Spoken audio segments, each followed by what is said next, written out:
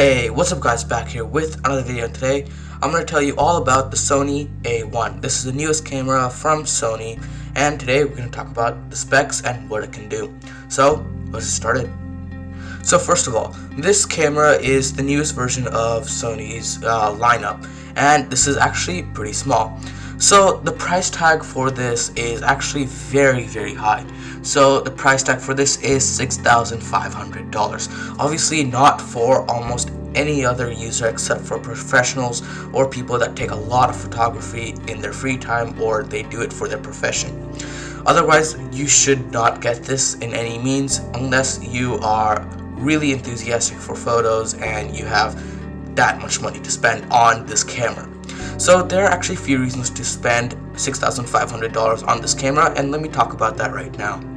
So a few of the reasons to get this Sony A1 is because this shoots at 4K 120 frames per second at HDR. You can also turn HDR off in the settings. You can also shoot at 8K 30 frames. You can turn that on, or you can turn the 8K 30 frames HDR on or off if you want. You can also shoot 30 frames at 5 or 50 megapixels, which is pretty cool. So for my camera that I shoot on, which is the Nikon D5300, it has a 24 megapixel sensor, which is not the best, but still 5 or 50 megapixels is amazing. Seriously, that is what allows the A1 to shoot at 8K 30 frames, which just gives more pixels to work with, which is pretty cool. So something that I really don't like about this Sony A1 is that it does not allow you to flip the screen outwards, which is kind of annoying.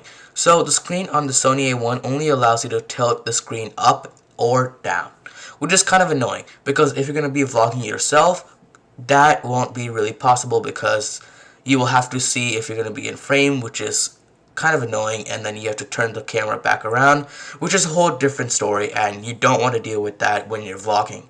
So this is not a camera if you're going to be vlogging. Otherwise, if you're going to be vlogging, you should get the Sony EOS R or some kind of camera that has a flip out screen. Otherwise, if you're going to be shooting something that's going to be in front of the camera and you're always going to be or behind the camera, this is probably the best camera you can get for that. So something that I think is very underrated about this camera is that it has a feature called anti-distortion shutter.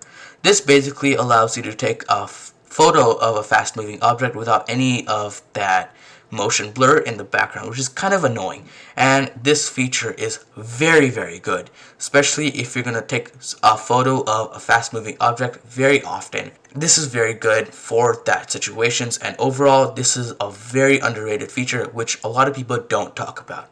So something that I think is very cool and very important to people that take a lot of video is something called 5-axis optical image stabilization. This basically allows the sensor in the camera to move in 5 directions so you can get a stable image or stable video when you're taking videos or photos, which is very important because who wants unstable videos and very shaky images? I don't think anyone wants that. So this is very important for that. So overall guys, I think this camera is just amazing. But for the price of $6,500, I don't think anyone in their right mind or any average person in their right mind should get this camera because it's just way too expensive. But if you're a professional in taking videos or photos, this is the camera for you, especially if you want to travel with the camera and you want it to be really good. So overall guys, I think this camera is just amazing, but no average person in their right mind should really think about getting this. Anyways guys, that's going to be it for this video. Hope you liked this video, and make sure you sub to the channel so you don't miss any other content in the future. Anyways guys, that's going to be it. Peace.